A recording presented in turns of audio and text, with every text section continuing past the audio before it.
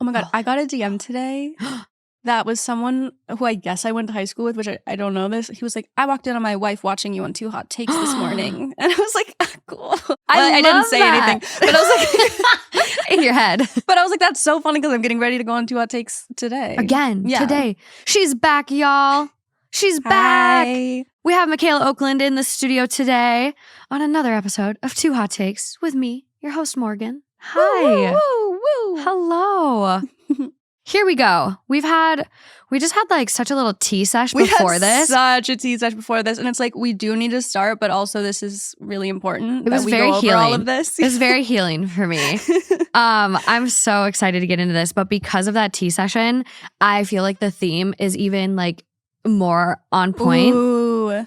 It's like, I'm spiraling. Okay. It's like, girl, I'm spiraling. Like all of these stories, I read a couple of them. Some are blind reactions today, but I read most of them and it was like, I'm spiraling. I'm spiraling for OP or like the person that was wronged in this situation. Like that was me listening to you 10 minutes ago. Spiraling. And if I were you, I would be spiraling. I know. But you're brave. I am brave. I'm enough.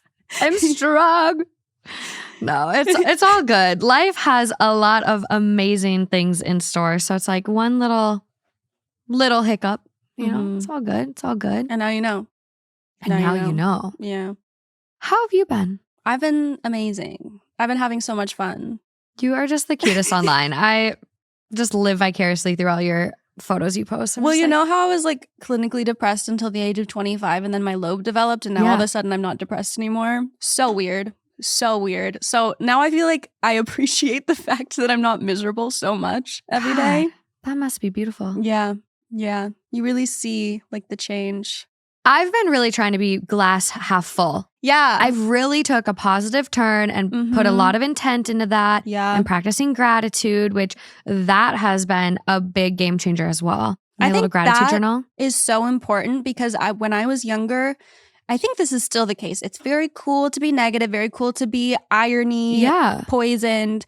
And I sometimes see teenagers on like Twitter or wherever it be being negative as like kind of a bit and just sort of the way that they talk. And I'm like, it is funny, but also it is poisoning your brain to think that way, to like frame the world that way, unfortunately. We are also working on a seasonal depression episode that's kind of geared towards like kind of this conversation in a sense, like positive changes and like people struggling. Someone suggested it to me in the comments of the YouTube episode today. And I'm like, okay, I like this. I'm going to see where I go with it. But it's an important conversation to have. Like this episode is coming out after the election. Oh my God, that's crazy. And we don't know the outcome, obviously. Like, wait, so when this comes out, we'll know the outcome? That's so scary. Wait, why am I so scared? I know, I'm terrified. And it is Halloween terrified when we're recording this, so it kind of goes together. Scary. Everything's scary. Scary. So, I mean, depending on how things go, like a lot of us out there could be going through it. Yeah. Like I remember a couple elections ago, I sat there bawling my eyes out. God, what was it? 2016. Yeah.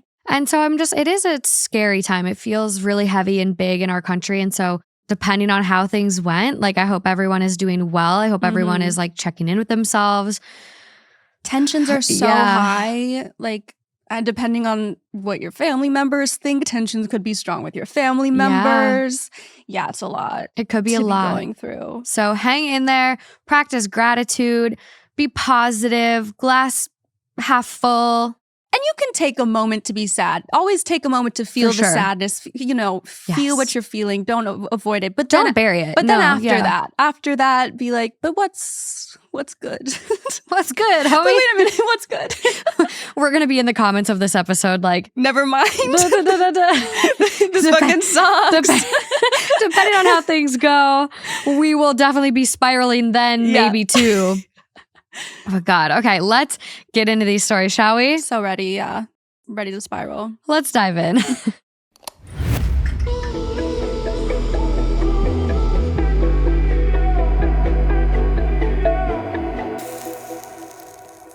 very first story today. Yeah. Bright-eyed, bushy-tailed. Bright-eyed and bushy-tailed. It's coming from r/am I wrong, 8 hours old. Oh, wow. Okay. Yeah. Yeah, kicking us off on a recent note. My fiance, 27 male, asked me, 26 female, to sell my investments for his pilot training. Am I being unfair for refusing? Is this a stupid decision? My fiance, 27 male, and I, 26 female, are getting married next year. We've been together for 4 years and have a joint account.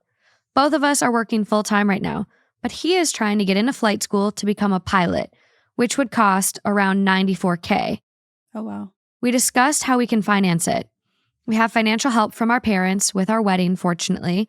We realized if we use our current savings and try to save every penny for like 10 more months, we would not need a very huge loan, just a reasonable amount, with maybe $2K in interest rates. If we save longer and try to side hustle, and if I get a raise, maybe we would not even need a loan at all. Right after that, he told me he knows how we could finance it without a loan and without living scarcely for the next few months, if I sell all of my investments. I have currently $40K in investments, which I started years before I met him, and stopped investing after I met him. These were savings from summer jobs, internships, money presents from relatives, which have grown very well due to investing. I have never been a big spender. I never planned on touching this money unless it is for an emergency or a down payment for a flat or house, so I refused. I told him I would only maybe sell $10K, but I do not see the point since we could afford it by working and saving too. But I did not know if that is wrong from me, since we are getting married soon. But it just feels wrong, and I take great reassurance, is that the right word, in having these investments ready for emergencies or for a potential house investment. And what happens if I lose my job during his pilot training? Then the $40K investments would act like a safety net. Little backstory to evaluate if I am being fair or unfair. I completed a very expensive master's, still not even a third of Pilot Academy, which my parents paid for, fortunately. We did a long-distance relationship during that, and he occasionally paid for my or his flights before we had a joint account. While I was only studying during my master's, we paid for groceries, etc., from his salary and a small budget my parents gave him. His parents' support is sometimes there, sometimes not. Example, they paid for his sister's private education, but refused to pay anything for my fiance's education in the past. Also, he owns a flat in his home country, which does not have a good economy, that I helped renovate a lot. He always told me everything he owns is mine as well, and that is true as far as we use the rent, which is not much, like €300 to help pay for groceries. However, when it came to the decision to rent the flat out to his sister, he completely went against what I said. I was against it since she had lived there before and completely trashed the place and damaged many things. My boyfriend and her were constantly fighting. I think it is fair since it's his flat, so he should have the last say, but then again, I do not really think he fulfills his promise of everything he owns is mine too, because he did not respect my input. So what's your opinion? Am I being unfair to him? Is this a stupid financial decision? Or is it already generous of me to pay for his education from my salary and our savings so far? She has done nothing wrong in this situation. How is she spiraling? I'm spiraling because she's spiraling because this is crazy. This is crazy. Like, she is already offering to help pay for it. It's not an issue of her not helping him out, which is a very nice thing for her to do. I mean, obviously, they're not married yet, right? They're like fiancés. Getting married next year. Getting married soon. So like they are at that point where they share burdens and stuff. But yeah, like she said, he doesn't have a job yet. He's going to be training for a job. Her having savings is like an incredible thing. And him just being like, we wouldn't have to live scarcely for the next few months. Like, this is a sacrifice she's willing to make for you. For you. And you're like, but I don't want to have to live scarcely for a month. Let's just use your investments, your save, like from her whole life. It's amazing that she has $40,000 in investments. That's huge. Yeah. That is huge. And it's like, that's $40K just in investments. And then there's the savings. So it's like, she's willing to give up her savings that she's worked really hard for. Yeah. And you didn't help pay for her master's. Yeah. So why is she helping pay for your pilot's training? Yeah. And if she doesn't touch that, that could be the retirement. It just seems stupid. It's goofy, especially because you can do it without touching it. Yeah. So it's like, oh no, I don't want to do that. I would rather use your investments and not have to live scarcely, not have to sacrifice things I love and blah, blah, blah, which I get, right? Like that's the ideal world. But like this is your dream and it's something for you.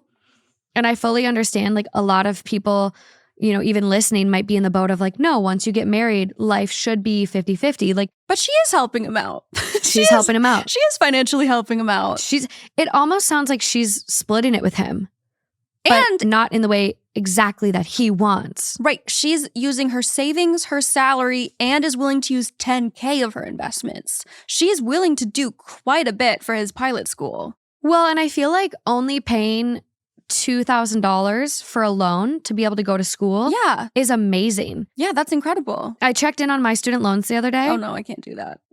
I'm like making payments and I'm like, how does anyone pay these off if all you're doing is paying towards the interest? That's so fucked up. Like, so I'm like, I'm one, fuck student loans, fuck Nelnet. Like we should not be charging students, people trying to better their lives, interest on things that you almost make a requirement now to live. Yeah. Fuck that. So I hear $2,000 and I'm like, that sounds great. That sounds amazing that you have a partner paying half of your education because yes, that does better your life and all of this. But like, I don't know if this is just me getting some red flags from him, but I almost want her to like get a prenup and put those investment accounts as like premarital assets that like he never has access to.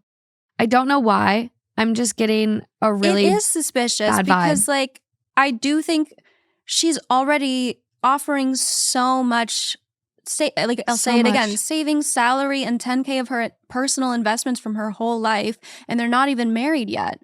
So it is very surprising to me that he's not more grateful and he's not more like, oh, it's amazing that you're willing to do that much for me. Even I don't even want to take anything from your investments. Like that's something you've worked for so long. Like that's a smart thing that you did. And we just should still live lavishly and use your investment. Like that's just also stupid. That's not a very smart way to live financially. And I'm also curious, like, okay, great. Like say we did take out all this money from my investments.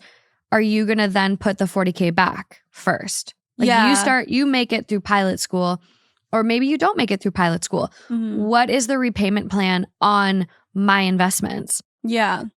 Like, I feel like that should be paid back. But he doesn't sound like someone who would invest because he clearly doesn't see the value of it. I'm just getting really bad vibes. And I know this is like the goofiest story to get bad vibes about, but no, I feel that. It's surprising to me. It's odd. It's odd to like expect so much more than they're already doing for you from your partner. And the fact that like it's what, $200 a month from his rental property and he isn't even treating that 50-50 with her. No. It just feels like it's not an even partnership. It doesn't seem like they're willing to do the same types of things and make the same types of sacrifices for each other. Yeah, I'm not getting that at all. He's expecting a lot more sacrifice from her. I think he's like, I wonder if he feels like he's marrying into money and is maybe taking advantage of that. Like he's marrying someone who, I mean, her parents they paid for her master's, they're paying for their wedding. Right. Like I wonder if he's kind of like, I got myself a sugar mama. Maybe, but isn't his family also do, like he owns property and his parents paid for his sister's private education. Didn't help with his because he's bad with money. I don't know. That's my thought. That's your thought on it. Top comment, he has no right to any of your money, especially if you're not married and not even when you are. Depending on where they live, that's not necessarily true though. I like always want to be positive and say, you know, trust people, you're engaged, blah, blah, blah. But it is scary to me when someone's like, spend all of this money investing in me before we're married. And like, we'll get married next year, but this year, put all of this money into my education. Like that puts scary. Warning bells in my head. Yeah. I don't know if I'm jaded and that shouldn't Call be me jaded, girl. Call me jaded. My head's there. That's scary. I'm with you. And I've seen so many things where like, someone is helping pay off someone's mortgage and then they break up and like now that one person has the house and the other person has nothing to show for it. Yeah. And it's stress. It's scary. I'd be interested to see like a year from now if they actually do get married. Yeah, I would too. I'm curious if there's an update on this one. I haven't looked. So the comment goes on to say flight school is very difficult and he may not even make it through. What happens then? How is his health? OP responds, Thank you for your comment. It's nice to see all of these reassuring comments. His health is very good, and I'm 100% sure he can do it. He has managed so many difficult things in his life. He was even at special force and military trainings where only 10% make it through. I mean, the other do not die. They just quit training. And the person who originally commented goes, I get it. My husband is currently trying to get his commercial license. It is a lot. If you think he can do it, awesome. But considering he's achieved so much and battled the difficulties thus far, waiting a little longer and working a bit harder for himself will make him value it even more. The casual suggestion of using your money for his benefit is really putting me off, though. Don't do this.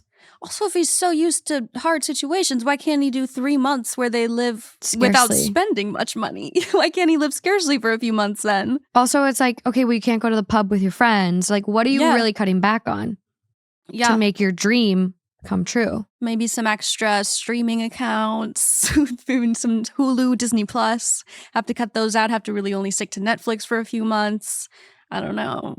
Doesn't sound like they're gonna be homeless for a few months. They're just not gonna be living crazy. Yeah. That's very scary to me. It is. And I'm glad that that person was like, what's the words they use? It's really putting me off.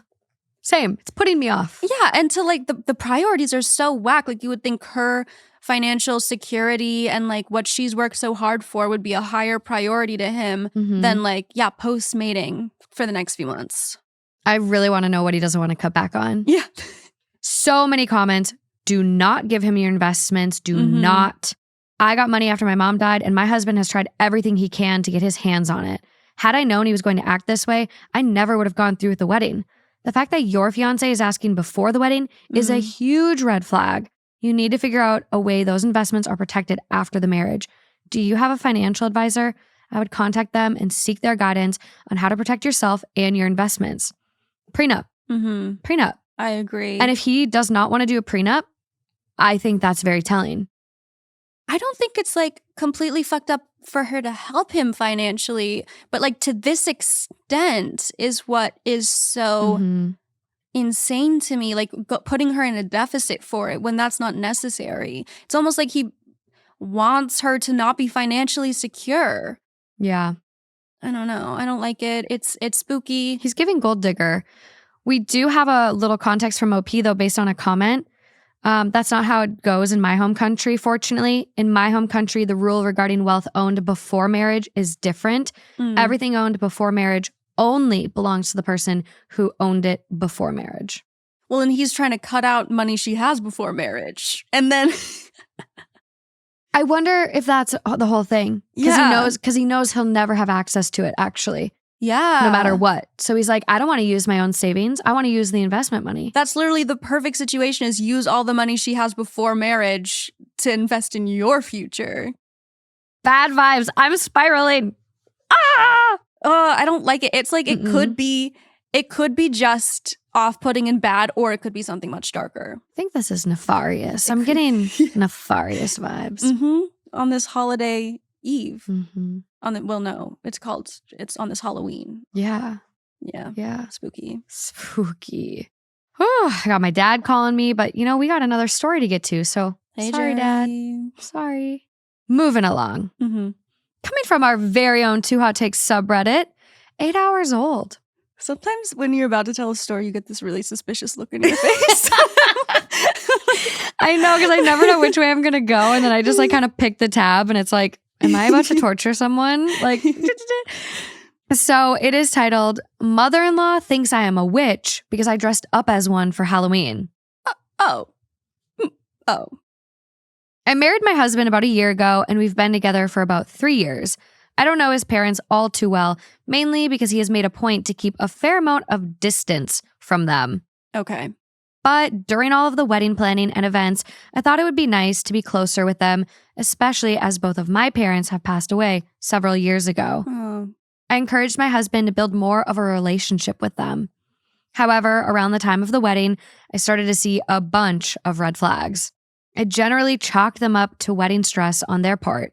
My husband is their only son. But after the wedding, the red flags started getting even bigger. I was still nothing but kind towards them, but my husband was frustrated and started going low contact with them. So that's the backstory. Now, on Saturday, my husband and I went to a friend's birthday party, which was Halloween themed, and costumes were mandatory.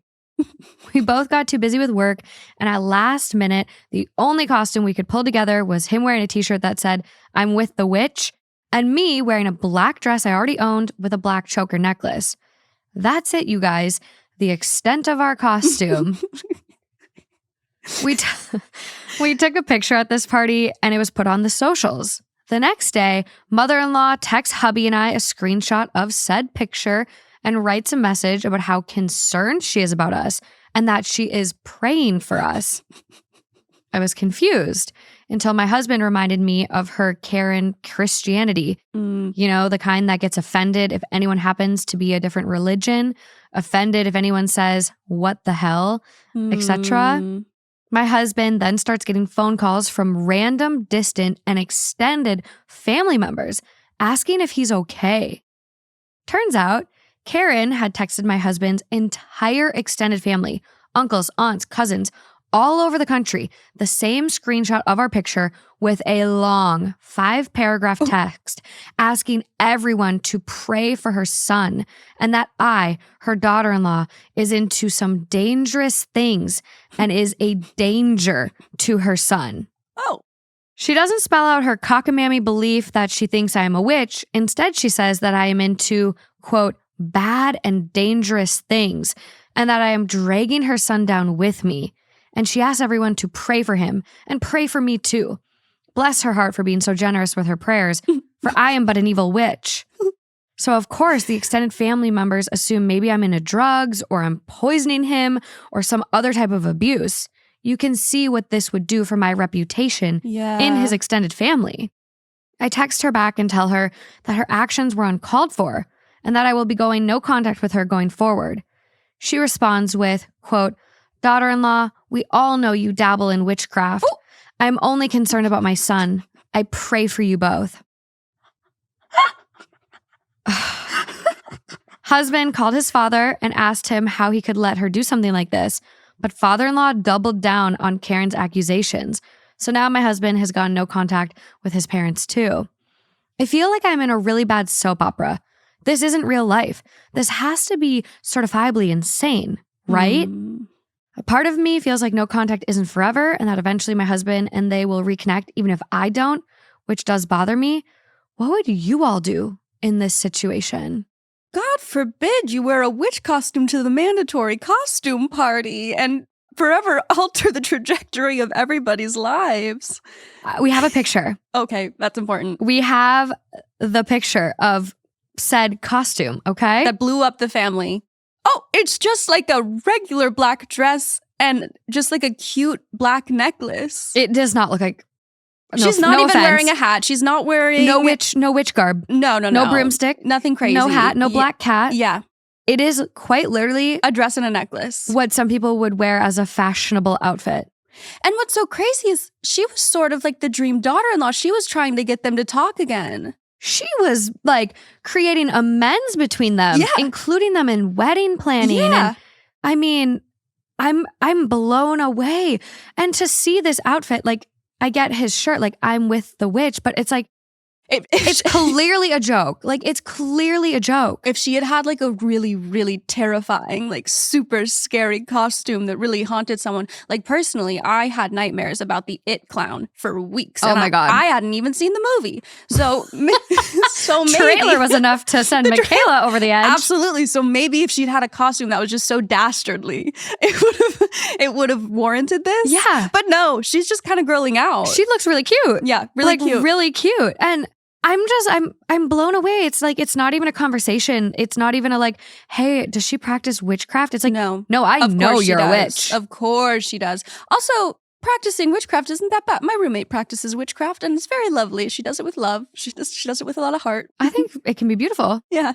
There's like a lot of, I started to get on the paganism side of TikTok for a while and it's really cool. Now there are some, I did see a hex done and I saw a love potion thing, which I don't know how I feel about that. But there's some very healthy witches as well. I was going through her because there's this like spell book of every single spell that's ever been. And there was this one love spell that was like, okay, can I even say this? Put a live fish in your vagina and then wait until it dies. What? And then take it out and serve it to What? Whose spell book was this? It was like a compilation of every spell there's ever been. So like from every culture, every time in history. So it's not like this isn't what they're doing. This isn't like I'll send you a picture of it. Oh my God. I Googled very loose terms right now, right? Yeah, careful with that Google search. Fish vagina love spell. Mm-hmm. You found it? Quote, if some woman has given either a fish, which has died in her vagina, or bread, which was made on her buttocks with blood, or menstrual blood to her husband to eat or drink, so that his love will be more inflamed. I am flabbergasted. I did not know this side of things existed. Am I surprised? Yes, actually, for once I am. Mm-hmm. Yeah, and we should send this to the mother. We should be like, by the way, this is how your son fell in love with this witch. Like, this is witchcraft, she did ma'am. This spell specifically.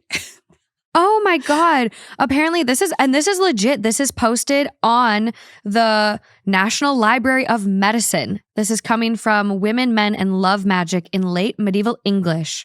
Pastoral manuals. Yeah. And not to like freak people out too much, but a lot of the love spells involved cooking some type of bodily fluid or like part into like a meal and then serving it to them. You know, so... yeah, I'm sorry for bringing that to the table. But wow. But love the witches, love a lot of witchcraft. Not all witches. Not all witches. Not all witches. Oh my God, I'm spiraling right now. Wow. Wow. Yeah, no, you out there, listener, you just have a crazy mother-in-law. Yeah. And your husband can set the record straight with the extended family. I mean, I'm Do you baffled. think that that's the only Halloween costume that could have possibly triggered her? Or do you think other ones could have? Because remember we had that one story, the Shrek story, where it was like almost also it's demonic that they want to have a Shrek-themed child's birthday party. Yeah. But I feel witch is pretty specifically like the worst nightmare of a Christian. I could see that. Well, any religious. I've seen a lot on TikTok this season about like, you're not a true Christian if you're celebrating Halloween. And then it would like stitch and there was just like some weird stuff going on. So I'm not super religious. My faith kind of floats around between like, I feel very Jewish in my soul, but like I don't really practice much. So I don't really know where I align on a lot of things, but I'm just like, it seems kind of a weird thing given like a lot, I don't know. I get twisted up in it all. It's like, why care? I'm a big pick and chooser. I think you can take from so many religions have so many things in common. Yeah. I think pick what resonates with you. Pick what feels like it makes you That's how I warmer in your soul. Yeah, like karma. And I believe in karma. Yeah. Reincarnation. I believe in reincarnation. So, I do too. I think it's a video game. And I say, play again with this character this time. Who do you think you were in the past? Okay, I went to a psychic recently who said things to me that I didn't like. But she told one of my friends that in a past life she was an influencer, and it's like that doesn't make any sense. Like just timeline wise, I don't know how she could have been an influencer in a past life. So I don't know how accurate she was, but I think I've had maybe 4 past lives. Okay. I don't think I was one of the OGs. I don't think I was back in Mesopotamia, probably. Okay. But I think I've done this a couple times. Your newer soul. Where do you think your soul was before that? Do you think you were a dinosaur? I think I was maybe bopping around up in the sky. Okay. I think I was sort of like observing observing things. Yeah. Yeah. There's a theory you would probably really get into. It's from this channel called Kurzgesagt. I always butcher it. It's German, but it's a very science-based channel. And they go into the egg theory that like technically I am me, but I am also you. Like you are everyone on the planet at the same time. That's really nice. And like you were also like Cleopatra. You were also Napoleon. It's just like this crazy theory. So it's a really cool science channel if anyone wants to take this conversation we're having a step further. I'd believe anything. I'm that type of girl. I'm very like if I like it, the spirits. I'll be like, okay, that's my new belief. top comment on this one, she was looking for a reason to give you the boot, and the costume was the perfect moment. She seems super toxic. No wonder why he kept his distance to begin with.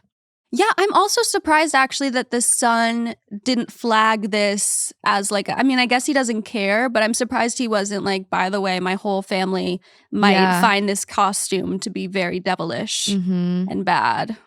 It is interesting because he definitely knows their whole thing. I'm also very curious what the red flags were that came up during like the wedding stuff. Yeah, the earlier ones. I would like to hear that too. Trying to see if there's any comments on OP's account. So we have a few.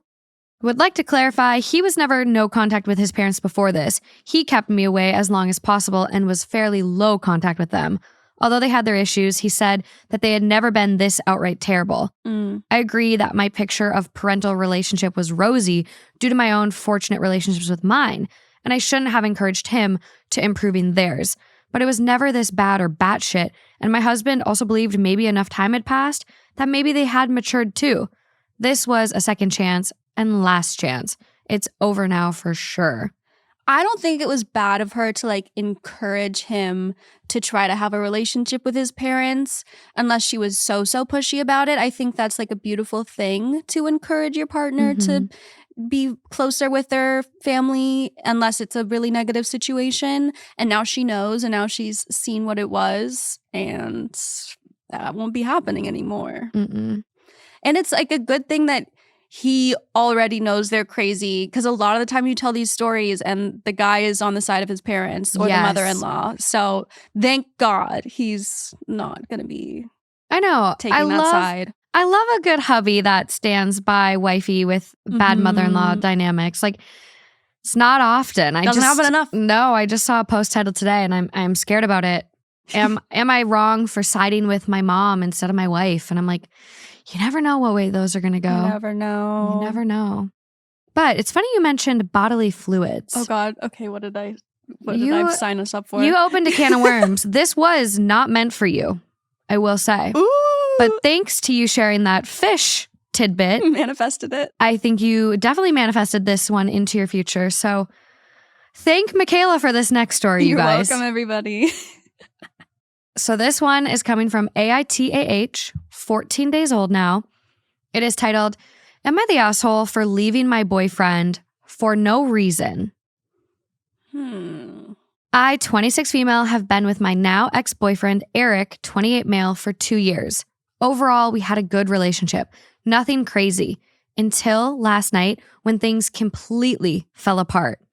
We were out at a bar with some of his friends, just having a normal night. Drinks, food, the usual.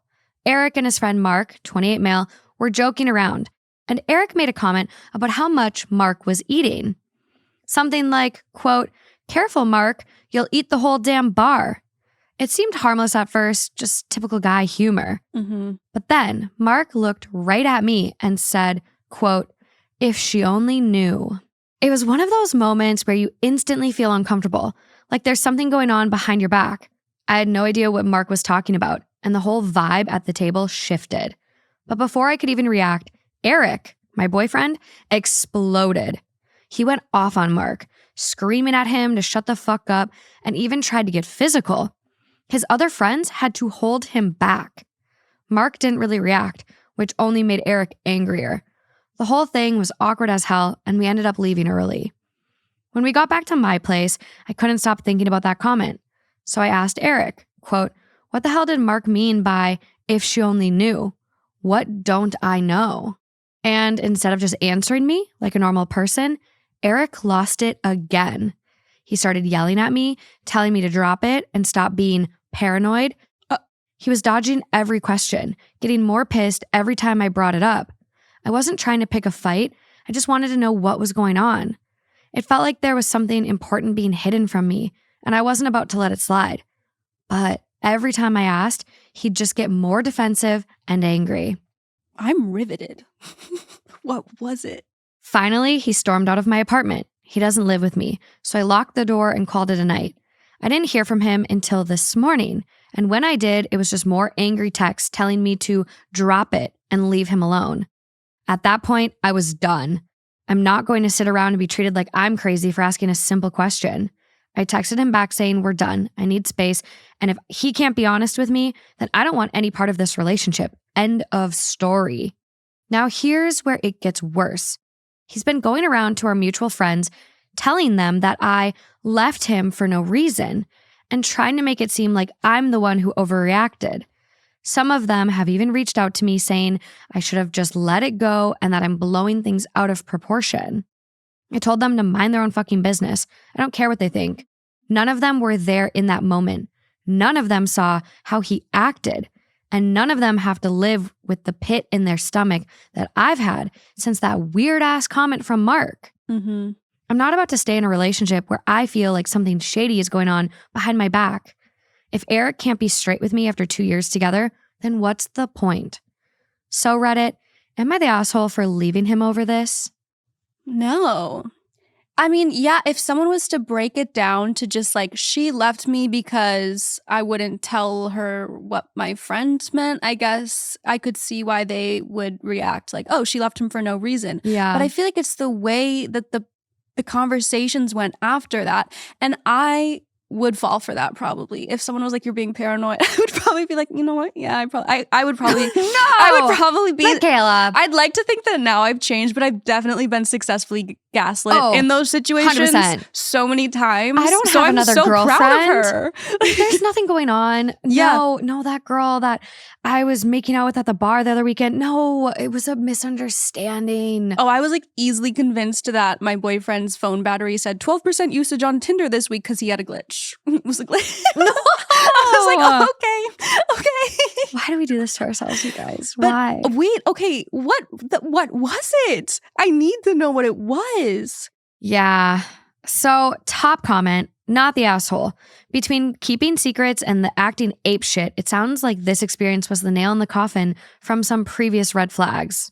And the fact that it's if she only knew, like she wasn't in the conversation at all. So it's clear that whatever this is, it's something that she would have feelings about, or like it's something that would potentially bother her.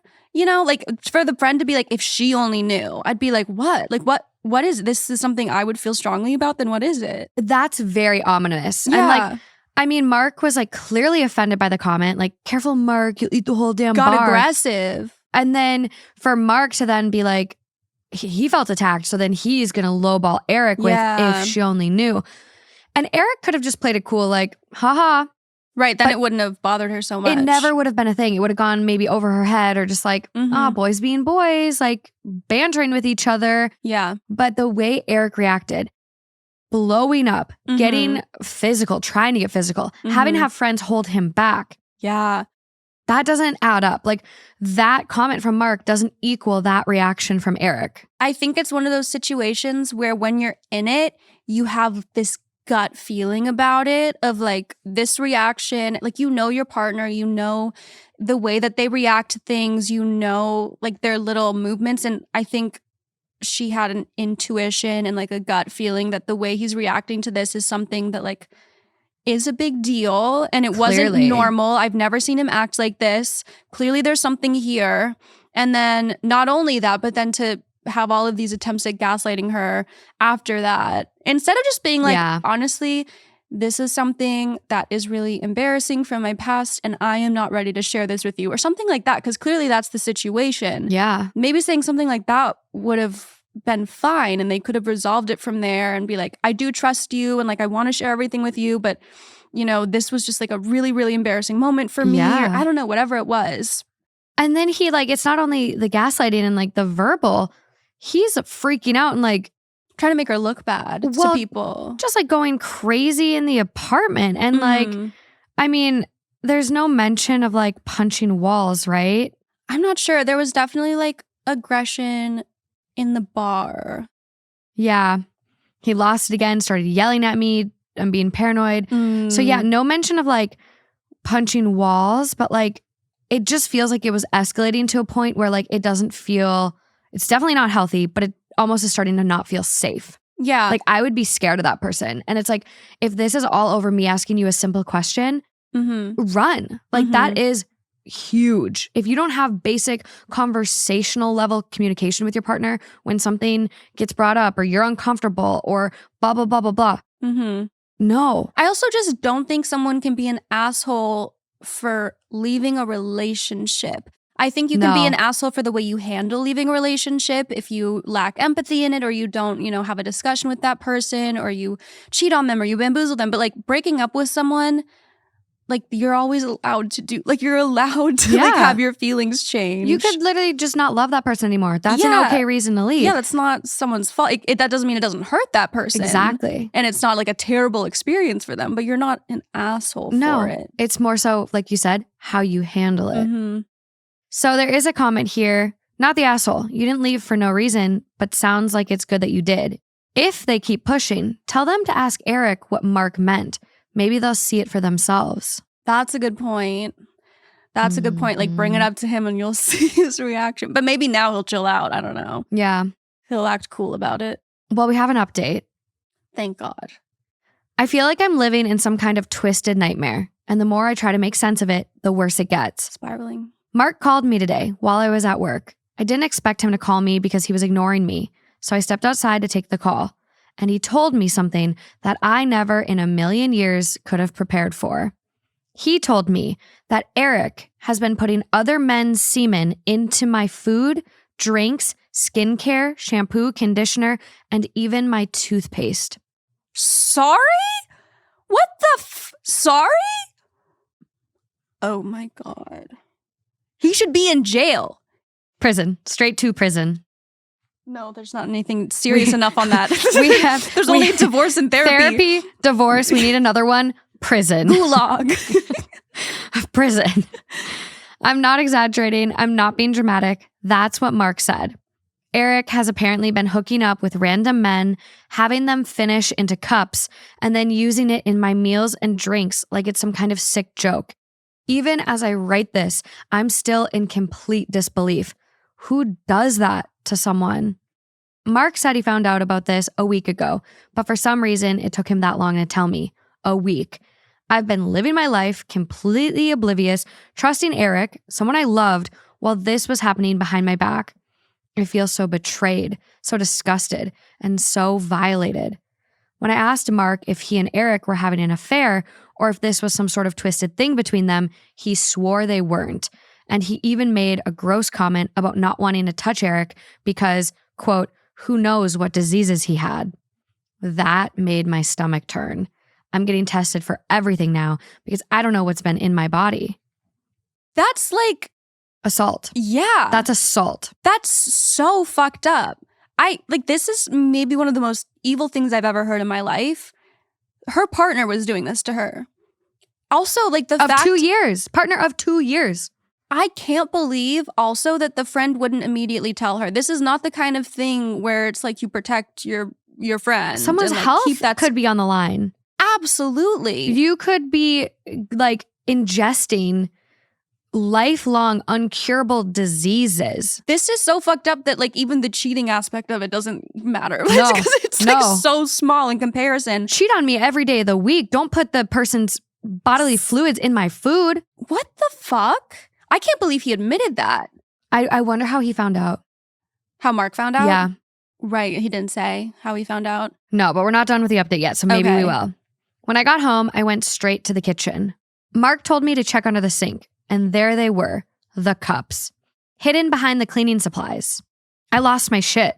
I threw out everything in the kitchen and bathroom, even stuff I knew wasn't touched. I don't care. Everything feels contaminated now. My home doesn't feel like a safe space anymore. Every time I walk into the kitchen, I feel like I'm going to throw up. I can't even function without my mind going to dark places, thinking about all the times I had no idea what was happening. I don't have any solid proof of this. It's just Mark's words and those disgusting cups, and I feel so powerless. If nothing can be done about this, I honestly don't know what I'm going to do. How is this even legal? It's not. How can someone get away with something so vile? I don't know if I'll ever be able to trust anyone again. This whole thing has been messing with my head in ways I can't even explain. I feel dirty. I feel like I've been violated on such a deep level, and there's nothing I can do to undo it. My mom wants me to check into a hospital just to make sure I'm okay mentally, and I'm honestly going to do it. I don't feel stable right now. I don't feel like myself. And I'm scared I might hurt myself or someone else. Eric was eating the same food. He was eating the food that he had contaminated right alongside of me. Was it a kink? A power trip? I don't even know anymore. All I know is that the man I thought I knew, the man I loved, is a complete stranger to me now. I can't believe I've been living with someone capable of something so vile. I feel like I'm losing my mind, and I don't know how I'm going to come back from this. How can he do this to me? I'm genuinely losing it. I'm a danger to myself, and I won't be on. I'm going to check myself into a hospital. This is a violation on so many levels. Like, I literally can't think of any person on this level besides serial killers. Serial killers. Like psychopaths. This might be the worst thing I've ever heard in my life. I mean, you think about how many choices he took away from her, like the assault, the level of like gaslighting. I mean, this is just every level of psychological, physical abuse and torture. And there's no way that like anyone could be friends with him either after hearing this. Like, surely Mark will never speak to him again, right? Like, no, Mark needs to tell the friend group what he did. Everyone needs to know. This man needs to be put on a registry. This man needs to be in jail. He should never be able to date someone again. This is so terrifying. No, I want OP to sue for damages. I want him to have to sell his car, any personal belongings he has before he packs his toothbrush for jail, because this could be just devastating. It could have devastating consequences. It's absolutely not legal. And yeah, it makes me so sad how she mentioned, like, I don't know how I'll ever trust anyone again. I wouldn't know how I would ever trust anyone again either. Mm-hmm. And like 2 years is a significant amount of time to be with somebody and like to trust them and to build a relationship with them. And she didn't mention seeing any red flags before this. I'm sure he was very charming and normal. That's so scary. Mm-hmm. Oh my God. I hope she's okay. I'm so glad she's going to get treatment. Absolutely. And you need to. I mean, my brain would shut down. Like I would go catatonic. I'd have trouble eating. I'd have trouble like drinking and eating things. Any response after this is valid. Like, yeah. I mean, the desire trouble to dating, trouble trusting, trouble. Yeah. Absolutely. And like her being like, I'm scared, like I'm going to hurt myself. And it's like, God, no, you do not do that. You did not deserve any of this. And then it's like, but I'm scared I'm going to hurt someone else. And it's like, yeah, you don't want to then retaliate against Eric and do something to where like you're in jail behind bars because, you know, like you want to get the justice you deserve. Mm-hmm. And so when I got this emailed to me, I literally thought the person that emailed it to me was like the person that was writing this. Oh, wow. And so I was like, what the fuck? Absolute psychopath. You should try to press charges, see if Mike would give the police a statement, and honestly keep those cups. I'm so sorry you're going through this. And then I was so panicked. And then I realized, it was just like someone forwarding another story. Someone forwarding me the story. So looking at the thread though, someone did have the same concern of like, wait. Get the cups out of the trash. Yeah. Because OP was like, I threw everything away. Everything in the kitchen, everything I tossed. Mm-hmm. And so someone was like, it was only 2 days ago that you posted this. Go get all of the items you threw away out of the fucking garbage and turn them into the police. There's your solid proof. You threw it away. And by the way, it is not legal. Mm-hmm. If those items are tested and come back positive, he is going to jail, not the asshole. I hope you get justice. Yeah, he is a danger to society. Like, I honestly, after this, if I knew who this was, I would dedicate my life to making sure if he ever pops up on any dating app, he's reported to the platform, like any social media. Like, he shouldn't be allowed to date women. Or men. No one. He shouldn't be allowed to date anybody. No. I don't know if he like specifically has like a sex thing where he likes doing this to women, or if this is just something he would do to anyone. How do you even start initiating this? How sick do you have to be? And the other people also like engaging in willfully giving them. I know. What does he say to these people when he's collecting their sperm? What is the excuse he gives for, hey, can you come into this cup? Surely. I want to drink it later. I don't know. There's no way he's telling them what it's actually for. I don't know. I hope not. Because then there are a lot more evil people out there. It's a scary thought. So OP does respond to that comment. Everything I threw out was in the kitchen garbage, so it didn't get taken on trash day. My mom and my cousin went to the house with the police to get it for evidence. I'm pressing charges against him. Thank God. Thank God. That's the last comment we have from OP.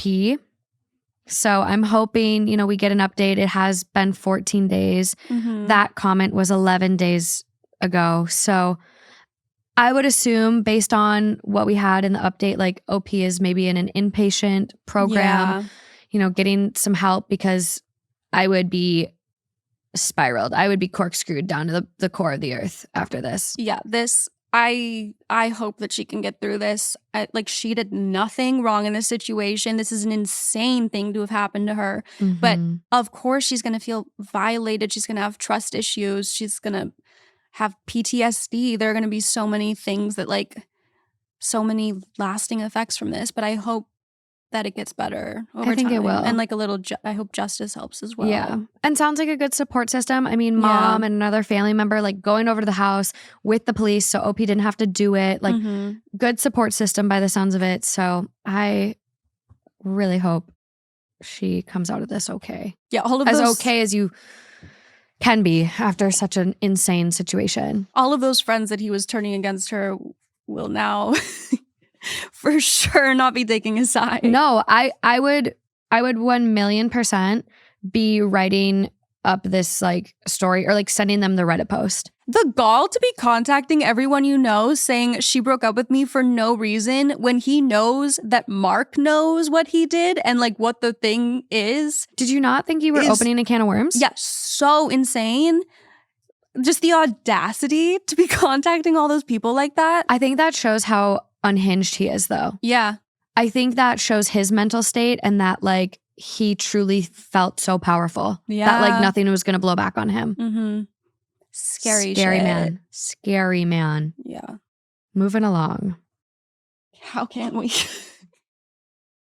Okay, so we have one more story related to DNA. So this is coming from r/donor conceived. It is titled, I just took a DNA test. Turns out I'm 23% related to my husband. Oh no. Hey everyone. I've known my whole life that I am donor conceived. I grew up in New South Wales and my parents were always open about it, so it was never some big secret. I didn't think much about it beyond that though, until a couple of years ago when my husband and I decided to take an ancestry DNA test. We thought it'd be fun. Maybe I'd find some half-siblings, and he'd learn a little bit more about his side of the family. Well, we got the results, and I matched with him. My husband is my half-sibling. Very spiraling moment. At first, I thought it had to be some kind of mistake, or maybe I misunderstood something. But no. After looking into it, we realized his dad was also a donor, and no one ever told him. Now, here we are, married for years with 2 kids, and we're still trying to figure out how to process the fact we're siblings. I don't even know how to explain how I feel. It's just overwhelming. I love him, of course, but this changes so much. We've already spoken to a genetic counselor, and we're trying to move forward. But it's like everything we thought we knew about our family has been flipped upside down. I just kind of feel lost. Has anyone else here gone through something like this? I'd really appreciate hearing from anyone who has dealt with something similar, or even just your thoughts. This is so difficult because, she's in it. They have children together. They're married. It's not like she found this out 5 months into dating. It's what the fuck do you do in that situation? What do you do about that? I think the biggest hurdle would be mentally. Yeah, getting over that now, sexually. Yeah, because at this point for me, I just you guys are in it. You're married. You have kids. Yeah. What's done is done. Literally, you didn't grow up raised as siblings. So if you could get over it mentally, don't have any more kids, make sure your kids are taken care of, and, you do the genetic counseling, mm-hmm. and you go from there. But I just like, this is tough. And based on this, it's like they did this years ago and they're still here struggling, reaching out to other people that were donor conceived, trying to mentally get over it. So I know there needs to be like a support group. I feel like the sub might be. Oh, what's the name of the sub? r/donor conceived, a place for those conceived through using donor conception, an inclusive community for donor conceived individuals to connect, discuss, and find support. That's good. I feel really so bad because like this was not a purposeful decision that they made. And it's like, God, you almost wish you didn't know. Like you almost wish you never found out. I think like, I don't know exactly how it works when you have children with someone. I know it can like pose a lot of health risks. So I guess it is good to know that type of thing. Would you tell your kids in that situation? I feel like, is there any reason they would need to know? I feel like you might have to now just because like of the DNA implications. Like, I don't know, like I could see this becoming more common because of how many donor conceived kids there are out there where like, hey, you're dating someone new. Like, I don't know, have you done 23andMe? Like it could become one of those things. Like we have a listener who I actually met in Minnesota at our live show. And she is the one who wrote in a previous story about doing a DNA test and finding out that she had 50 siblings. Oh my God. Yeah. Wow. So, I mean, it's a small world. Yeah. Like it is such a small world. So I could in the future see it becoming a very real thing where like you have to do a DNA test with someone you're getting married to and about to have kids with or blah, blah, blah, blah. Yeah. That's crazy. I can't like that is very a spiraling moment because I can't even imagine how that would affect me mentally, like romantically with my partner and like what kinds of conversations I might now have to have with my family and my children. And then like, it's embarrassing. Like you want support, but then it's also embarrassing to talk about with your friends. Like it feels like you've done something wrong, even though you had no idea. I feel for them because that's so horrible. You know, I'm like trying to put myself in the shoes. Like if I woke up today, not married, no kids, and I found out Justin was my half brother, I'd have to call it off. Yeah. I'd have to. Like that is just so... It'd just be hard to get over that. It's just like we do both want kids. So it's like, okay, well then, you know, the options are definitely slimmer. And it's just like, if you find out before you're so locked in, the obvious right choice would be find another person. But because of where they're at, like, is it worth tearing your family apart? I don't know. I don't know either. I don't know. It depends on how much it's affecting them mentally. I know. I think it would just be too difficult. I know. So the comments are very, very supportive. Yay, thank God. I know. I think you need some family counseling. First, between you and your husband, and then later down the road when you inevitably tell your children. I'm not sure if you are able to take leave from work, but it would be a good idea to look into that because this is absolutely something you need to process without work distraction. OP responds, I'm in therapy myself, but unfortunately, my husband is not open to that right now.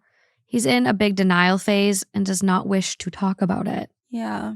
I'm so sorry you're going through all of this. I can't say I've been in your shoes, but don't be afraid of considering whether this is a deal breaker for you and your marriage. Please continue your personal therapy. Your husband may need to process this on his own timeline, but I would think it would be important to bring in a professional for him sooner than later.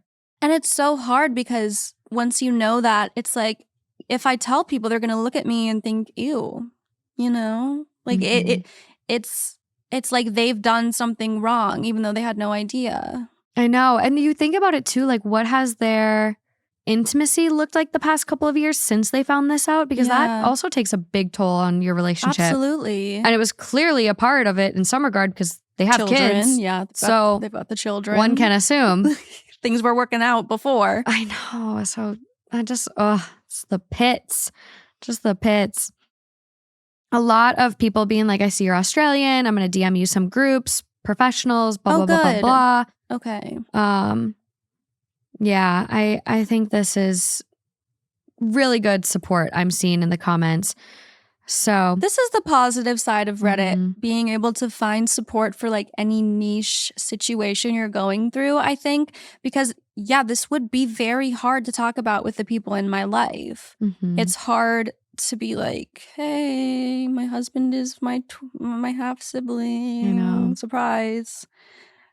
And then like, because you probably don't want that to spread. Like, you probably don't want a bunch of people to know. You don't want your children to find out before you've talked to them about it. Your friends. I mean, yeah. I would hate to become everyone's gossip.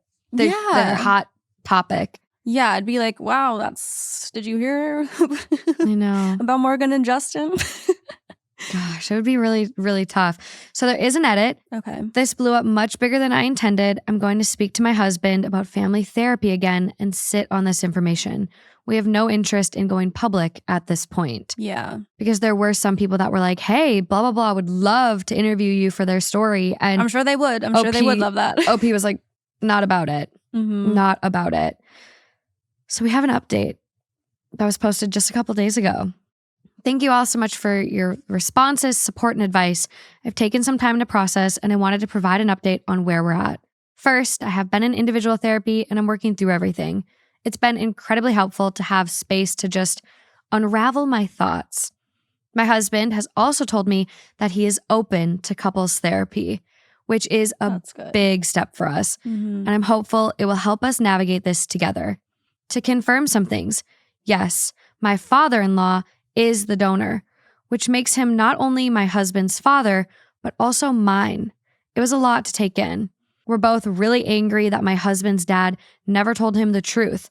And at the moment, neither of us are talking to him. It's just too much. We also discovered about 40 other siblings so far, all of whom live nearby. Did not read this. That's another danger, is that like, if it's all in the same area. If it's the same community. It's like, what is she supposed to do? It's not like she happened to fall in love with the one person. They're in a small community with 42 siblings. Dude, this is what I'm saying. Like, the regulations on sperm donation, like, even now, I feel like it's kind of a Wild West, and that's why a lot of donor-conceived people are, like, talking about it. Yeah. But, like, you would have, like, someone donate sperm to make extra money in college, and next thing you know, there's 100 kids. Right. Like, they didn't say, 10 kids and only in different areas. Okay. No, they could all be in the same, like, school district. Literally. Your sibling could be your desk mate and not even know. Yeah. And that's how they ended up here. Like, wouldn't it be a 50% match if it's a parent? Girl. I don't know how. One, genetics. Punnett squares, I know a basic Punnett square. Big A, little a. Make it bigger than big 4 B, little squares. B. We out. Don't even. We out. Yeah. Alleles, nope. Silent stuff, recessive genes, because I know scary. I have 100% DNA in common with my siblings because we have exactly the same peoples. But then, so like my brother's daughter, I would have 50% in common with her. And then if she had a child, I would then be 25% in common with them. I don't know technically because of how oh, it's not always exactly 50-50. I don't think it is because like if I go on my 23andMe, I get like a breakdown of like shared DNA even with like my grandma and like an aunt. And like I feel like one of my aunts was like only like a random like it was like not what I would have assumed. Right. That's a good point. It's not exactly like 50-50 because... Yeah, I'm not sure. We need a geneticist to pop in. Yeah, what if we did? Phone a friend. What if we were like, wait a minute, they're right here. Like, phone a friend. Geneticist pops up, yeah. So the update goes on to say, that was another layer of this experience we weren't prepared for. We haven't met them all yet, but knowing they're out there brings its own challenges and questions. Which is what I was talking about with their kids. Like their kids could then date a sibling or maybe a cousin, like and it without probably knowing. Didn't even come up because it was his, like the father that he knew. It wasn't like, oh, we both are like we're sperm donor children. Maybe we should get that tested. He didn't even know that his father had donated sperm, so he would have they would have no idea that they need to look into that. None. Which like. That's at that point, like his father should have said something. The dad's got to say something. If he knew that he had over 40 40 successful. I guess maybe they don't know how many times it's actually used, but he knew he donated at least 50 times. Well, and here's the other part of this. Like, our writer here is very open about being donor conceived. Like, yeah, my parents told me young. It's been like a part of my story, whatever she said. Right. So I'm pretty sure the father-in-law probably knew that she was donor conceived. Mm-hmm. Like, they're close enough. Also, hey, do you Son's been with her long enough to get married. So like, you know a little bit about her background and story. Oh, she's donor conceived. Like about what time she was born. I donated sperm. Maybe it she didn't kind click. of has my eyes. God, like, I mean, tell him at that point, like, hey, I agree. You're dating someone who's donor conceived. I donated sperm. Yeah. Just so you know, maybe a lot of look times. into that. A lot of times. Around the exact year that she was born in this area. See, here's where I want someone that works at like a clinic to chime in, because I'm like, how many usages do you get out of one cup?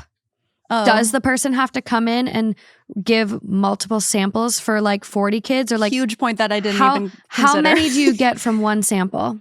I mean, sometimes 0, I think. Depending on how active the sperm is? Yeah. I love science. We need to watch a YouTube on this. I have a friend who's donated eggs a few times, and that's very different because it's like one. Eggs are a one-off. And like they know exactly, she knows if it goes through, she knows the families. That's really cool. And it's been, I think, 2 or 3 times that she's done it. Wow. But yeah, it's different with sperm. They're a little bit easier. They're a little bit more there's so many in one glob. Yeah. Like a glob. Yeah, like an egg is actually like an individual egg, and like I know the individual sperms are in the globs, but you know what I mean? Yeah. And can you separate each little swimmer and like out of the glob? I love to like on a podcast sort of just wonder about things out loud, and it's like, hey, at home you can look this up, but we're just gonna wonder. We're just gonna wonder with you. I want to learn from an expert. So if you work at a clinic, if you are in the fertility practice, please let us know. I see the comments. I love reading them. Yeah. Just like a little bit of a slap on the wrist for the dad for not mentioning it. I don't think he's like a terrible person, but I think it's like, hey, maybe we could have brought this up. Yeah. As for our marriage, no, we are not divorcing. We love each other and are committed to working through this, but we haven't told our children yet. We plan to get professional advice before we do. This isn't something we want to rush into without understanding the best way to approach it for their sake. I know many of you are a part of the donor conceived community, and I just want to say that while I'm very aware and involved in spaces like We Are Donor Conceived, and I follow creators like Laura High, Donor Dylan, The Queer Mama, Rachel, strangers like me, DC, Sunny, Evie, Lucas, etc., I'm not interested in speaking to anyone publicly about our situation. I'm really proud of people like Victoria Hill for going public, but that's not what's best for my family right now. Thanks again for listening, for the advice, and for understanding. We're taking this one day at a time. I also just think since they have young children, like kids can be so mean. And I understand them not feeling like it's worth it to go public with this and like put their kids in a situation. I mean, they'd probably get bullied relentlessly for something like that, and it wouldn't be their fault. So, no. And I also don't think it's necessarily anyone else's business, but the immediate family. I don't know if I don't know if I'd tell anyone. I wouldn't. I don't think I would. I think I would keep this in my little bubble. Like, that's so sad that that would be really difficult to live with. I have not be able to talk to someone. Completely, because then you just feel like it's just that weight of that world is solely on you. But I have a really hard time trusting people with secrets because like you tell one person and it's not a secret anymore. Yeah, they tell one person and that person tells one person. I mean, in today's time, like it's a game of telephone. Like it's crazy the stuff people will share like from their personal emails or like their text messages with people. And it's like, that person thought that was going to be private. Like, and I get if it's, hurtful or racist or offensive or whatever, then that's kind of a different story. But like, if you're just sharing like an intimate conversation or someone like telling you something, like we need to denormalize that. That feels icky. That's happening a lot. Dude, I just had the weirdest experience. I went to a football game last Thursday night. So like a week ago. And it was like, we were the away team. So it was like the Rams versus the Vikings. And every single time the Vikings would like have something bad happen to them, or like the Rams would essentially score, or the Rams would do something good, a lady in front of us would turn her phone on, record, and shove it up into our faces. and being like, what the fuck?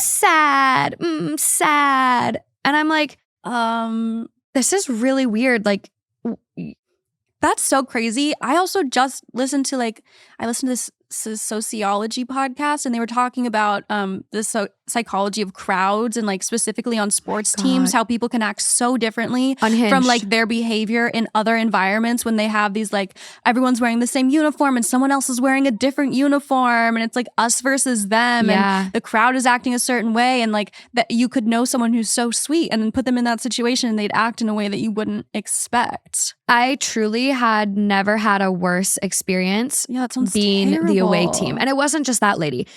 So Justin obviously asked her at one point, towards the end, because it was the whole game and we were just getting sick of it. And it felt weird. Why are you recording me and then you're posting it on socials? What are you doing with that? Yeah. And with AI and editing, you just don't know. No, that's it's so weird. fucked up. So he was like, hey, can you please stop recording us? And she goes, fuck you, shut the fuck up. What the fuck? And then the rest of the game, she was like, and congratulations to you, you're so cool. Text, because we could read her phone because she was big font, and she was texting people about it, being like, people told me to stop recording them. Haha, watch, I'll get a picture. What the hell? And so she then tried to take a selfie and get us in the background, and luckily we had foam fingers, so we blocked. But it was so crazy. But that was one experience, right? Yeah. So after the game, everyone was mocking us. The Rams won. You guys won, and you're mocking us. We already lost. Yeah. And we're the visiting team. Weird, sore winners, but okay. Mm-hmm. And then we're outside on the street, and all these Rams fan, anyone you would walk by would start yelling at you. There was a guy that drove by in a car yelling the F slur. What the fuck? It was unhinged. I've never had a worse experience at a football game or a sporting event. That is so shocking. That's but that's crazy because that's exactly what they were saying on that little podcast I was listening to. It's you triggered me. I'm that isn't exactly their normal behavior. That's not normal human behavior. They almost dehumanize you because you're in a different group from them, and to the point where they don't treat you the way they would normally treat human beings. There's no way that many people are normally acting like that. No. But they feel emboldened. I honestly, in sporting situations, if I'm in the minority of wearing a jersey, I'm am I safe here? Is something bad gonna happen? And that's the thing. It would never happen at Minnesota. Yeah. We do not like the Packers, but we would never treat Packers fans that way. I'd probably be scared. There are a few fandoms, probably I heard Philly, the Eagles are a tough that's one. exactly the first one I was going to say. And I'm no one's going to like this. I'm so sorry. Let me preface this by saying I'm sorry. I am a Dallas Cowboys fan. Michaela. So I would not be safe in a Philly situation. It's okay. You're not doing that well this year.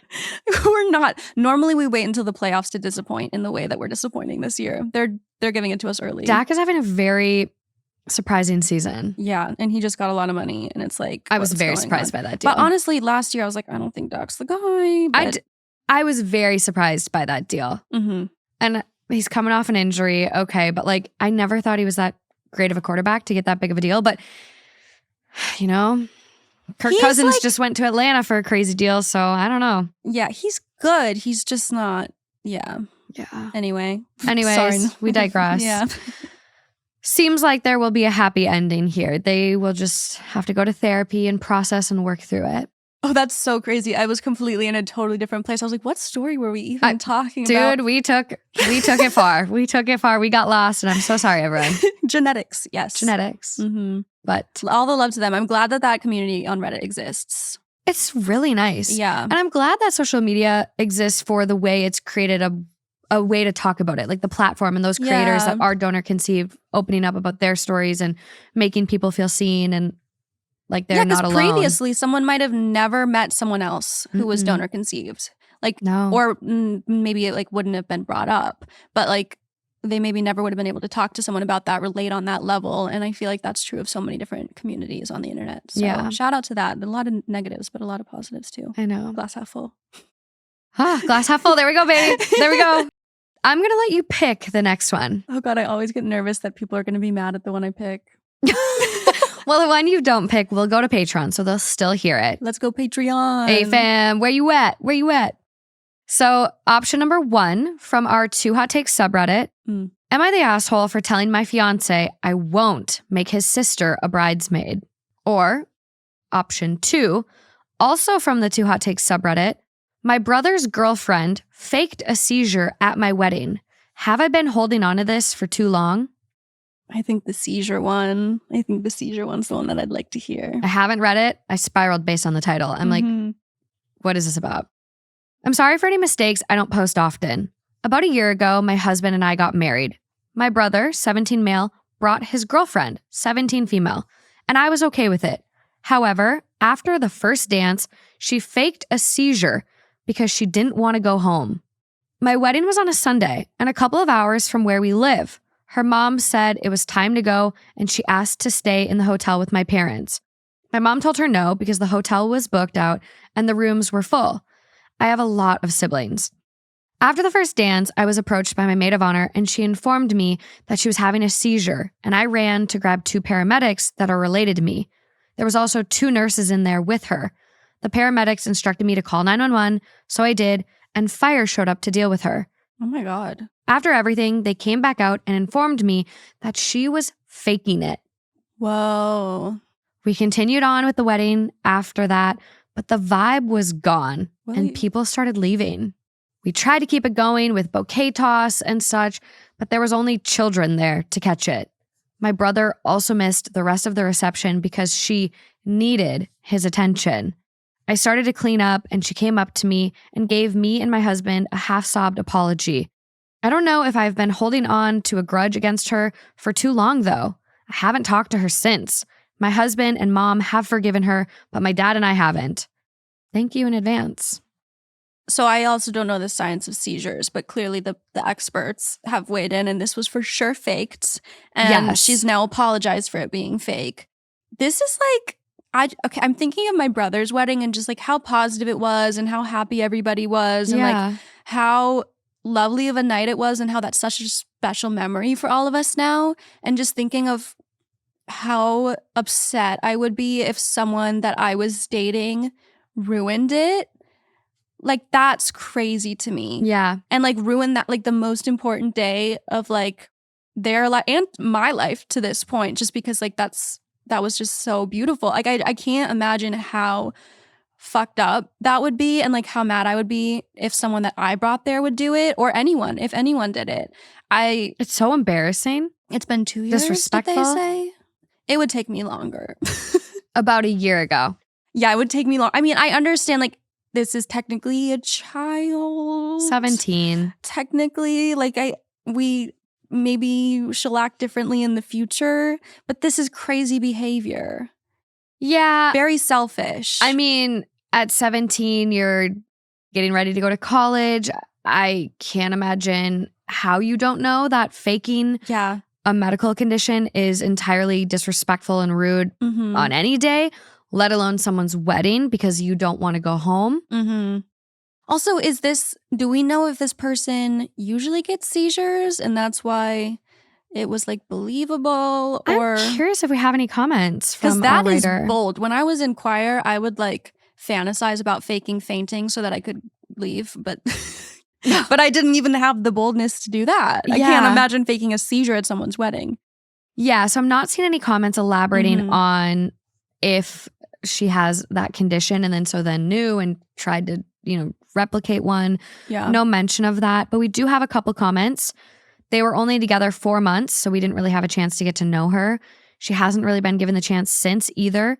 Whenever he brings her around, which is rare, everyone asks me, is she the same one from the wedding? Yeah. My cousins are paramedics who were there. When I told them she was having a seizure, they told me to call and hand me their baby. I was cleaning up because after that, everything came to a screeching halt and some people started to clean up. And I don't like to see other people cleaning up my messes, so my husband and I joined in. It was a whole wedding at a venue 2 hours away from home that I spent a year planning. Yeah. I can't imagine how difficult it would be to like ever have a good relationship with that person. I'm shocked that the brother is still with her. I know. Still together. Parents won't even let her come in their house. It's his longest relationship, not his first girlfriend. She didn't mean any harm and she apologized. Anytime anyone tries to talk to him about it, he gets crazy defensive and starts yelling or shutting down. I mean, unless she has a really, and this is like doing a lot of mental gymnastics, unless she has like a really terrible home situation and there's like some really serious reason why she wouldn't want to not go home. This is just such a insane, selfish, crazy thing to do. It's so just like the money wasted because everyone left. You spent a year of your life planning, getting excited for something that was totally ruined, like taken away from you. Again, the financial side of it, because that hurts. Weddings are expensive. I wouldn't be able to get over this, I don't think. And and I would probably give my brother shit for it all the time. Absolutely. Hope it's not his person, because that's a really awkward life going forward to deal with like your sister-in-law being that person. And I think it just takes so much boldness and audacity to like be willing to lie that big, to put on a whole entire show. That's a person. That's not a normal person. No, that kind of audacity doesn't come around every day. No, it doesn't. This is a rare form of entitlement and unabashedly. Ooh, unabashedly, like that word. Put it in there. Unafraid to be embarrassing. Like, hell no. Yeah. Hell no. There was a video I saw a while ago, and I think it was from a wedding in Minnesota, but ended on my TikTok feed.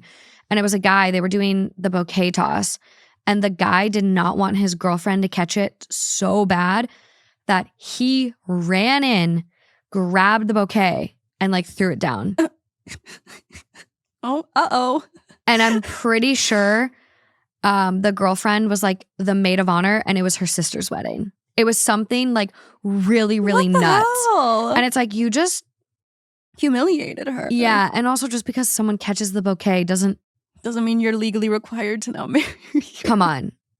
Also, if you feel that strongly. No, I would be like, oh, so marrying me is your worst nightmare. Maybe that's not good. So you hate my guts. Yeah. Because you, not only do you not want to marry me, and you just showed every single person in the room, you were willing to embarrass me, hurt my feelings. Embarrass yourself. And ruin my sister's day. Like, yeah. All over the concept that we might get married. That's crazy. Unhinged behavior. Yeah. So the top comment on this one, weird logic that she thought her mom would have approved a hotel stay if she had a real seizure. Wait, yeah, I briefly was thinking that too. I was like, why would a seizure make it so that she could stay? And then I got distracted by all the Maybe so she couldn't drive herself home. Oh, okay. Yeah. Yeah, her brain was braining, but like not big braining. Yeah. It was bad braining. Over it. Are there any other comments? Any updates? No updates. No other comments from OP. But hold that grudge. I'm okay with you holding that grudge. I would really struggle. Unless like one day, I mean, I appreciate that she's apologized in tears. Sometimes we don't get that. Like at least she did realize it was bad. And it is a teenager. It is a teenager. Give her some grace. Give her some grace. Okay. I don't know. Shit. Maybe let it go. I mean, you don't have to be though. Nice. You don't have to let it go. I don't think I could let it go, but God, if your brother ends up marrying this person, maybe she's capable of change, and this was like a crazy. Teenagers can struggle with empathy. They can. Empathy is a tough one for a lot of people to learn. I see on social media a lot. There are a lot of people out there that don't have empathy. And I'm going to look into courses to see if we can make recommendations for people. But, prefrontal lobe not developed yet. You talked about it earlier. Right. Takes a while. That's a huge one. Takes a while to get there. And then, That's a huge one. So if she's still pulling this stuff after 25, 26. Yeah, like maybe she circle back. Didn't think it would become such a big production, and she could just like fake a seizure, be like, it's sort of, Mom, my fever's high, I can't go to school today. Like she thought it would be that level of. Yeah, I could see that. Okay, thank you for this devil's advocacy. I don't know. No, because I could see that where she's like, I'm just gonna go in the corner and like have a seizure, and then like text my boyfriend mom that I have to stay here. Yeah, but someone saw it. Bride got informed. Bride knew there were paramedics there. Right. Called everyone in, responded appropriately as one would want in an emergency situation. Yeah. But she got busted. Yeah. She got busted. It's hard to say. I will say that's probably how the thought process was. Because she was crying and apologizing at the wedding. Yeah. So but like she knew. It's just that even though the intent, I'm sure, wasn't to ruin the most important day of someone's life, that is what the actions were. That is what happened. And unfortunately, sometimes you have to face the effects of what your actions actually cause, even if that wasn't your intent. So 100%. Yeah. She's learning. She's learning. Now she's got awkward boyfriend in-laws situations, stuff. Yeah, just find a family where this isn't in your history. Start probably. fresh. You guys are young. Find someone new. Start fresh. You're good. Better than being 23% related, though. I know. This next one's rough, too. Okay. Last but not least, it is coming from AITA, 2 days old. It is titled, Am I the asshole for walking out on a blind date my friend set up 2 weeks after my husband died? Oh my God. Oh my God. With friends like these. I just really need some clarity on the situation.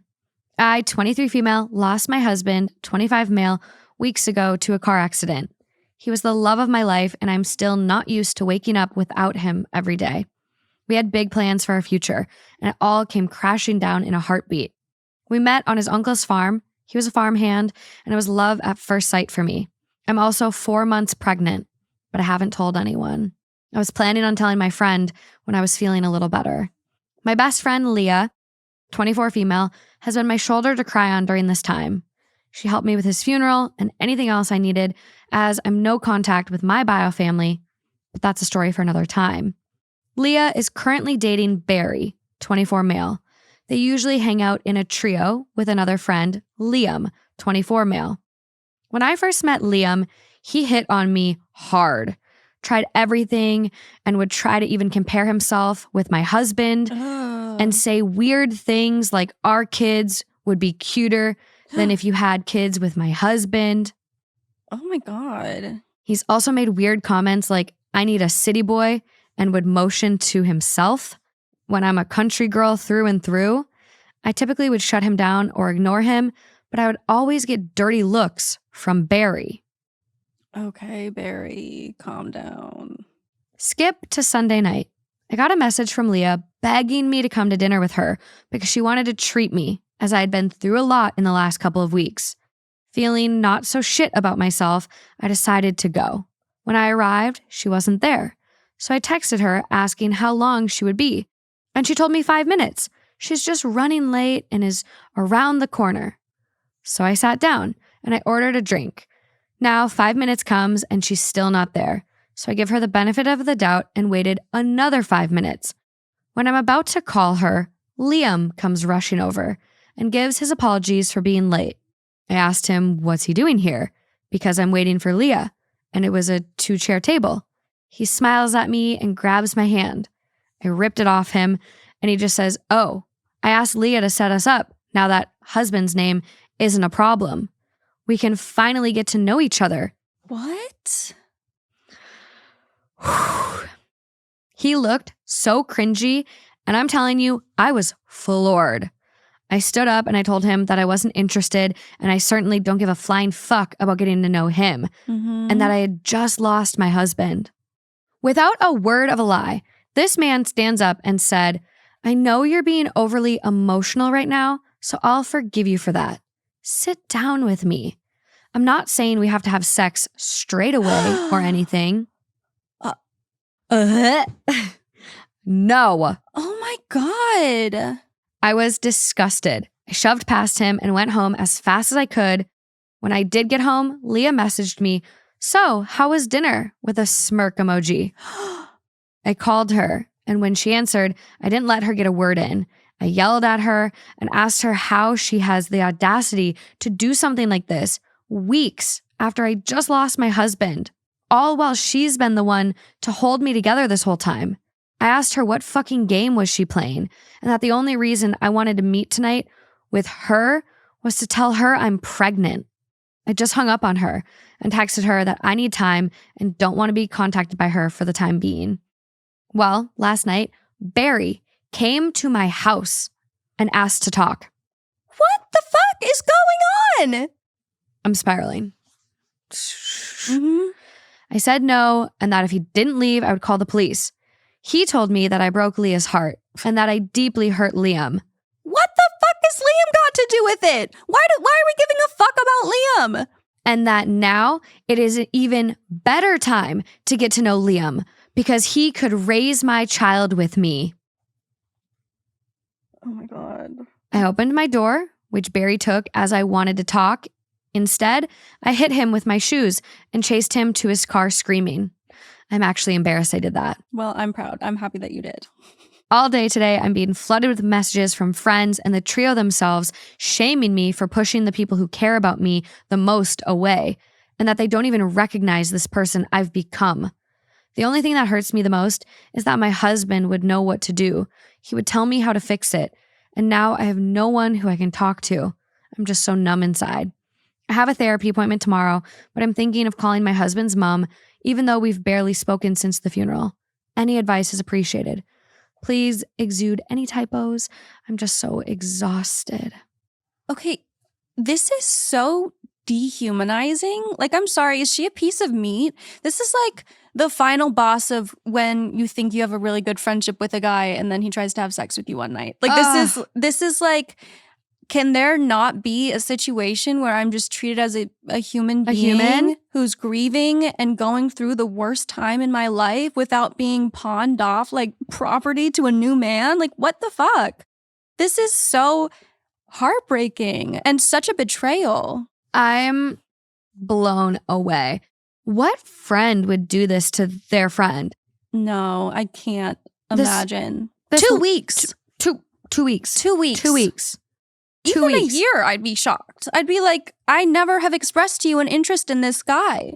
Like, why would you do this without there being any hint from, like, if you're my best friend, I talk to you about everything. You know that I'm not into this guy. Why would you put me in this situation? Terrible friend. Terrible friend. And to then have Barry show up on the doorsteps. House. Not even a phone call, on the doorstep. Oh, you really hurt Leah. You really hurt Leah. Now is an even better time to get with Liam because he'll raise your baby. Fuck, he won't. What are you talking about? What is wrong with all of them? This is so devastating. I can't believe that her friend would do this. Also, like, it's weird that this is such a thing. Like, this has been a thing in their friendship for so long. Like, Barry making looks at her when she rejects Liam's advances. Like she's done something. Like, why do people think she is owed to this Liam person? I don't get it. It's very odd. I don't get it. They're acting like she's been promised in a verbal agreement via her father that like he would be passed to Liam. It's so weird. It's insane. And it's like, Liam can find someone else. Yeah. Let this person grieve. Like, I don't know why these people are taking this as like, oh, well, he's dead now.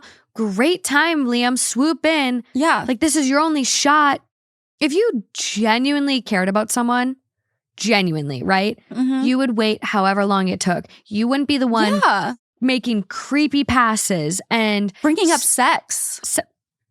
Sit down. We don't have to have sex straight away. We will never be having sex. Let me tell you that much. Never. And I would not trust like her getting drunk in a situation with her closest friends. If Liam's there, it feels like she could be like blacked out drunk and they would send her off in the car with him. No, that's like the energy of this. Yes. They'll do anything to make this happen so that they can be like on Liam's behalf. A little four posse couple, like doubled couple, whatever. Yeah. Like, weird. And you just know, like, I feel like I came across a story recently, or maybe it was a TikTok. Everything kind of blurs together nowadays because I see so much. But there was someone who, a friend was trying to set them up only a couple months after their partner passed.